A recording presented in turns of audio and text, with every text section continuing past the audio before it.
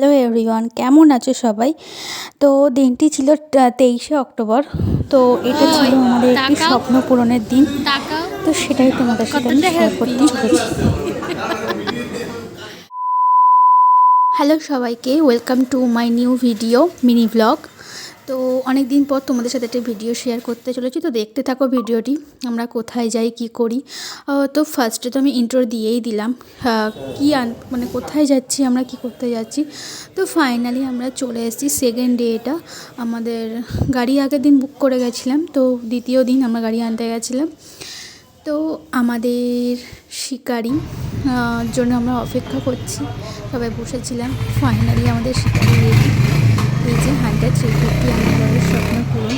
তো মানে কি বলবো, আমাদের মধ্যবিত্তদের আমাদের কাছে এই ছোটো স্বপ্নটাই আমাদের কাছে অনেক বড় স্বপ্ন।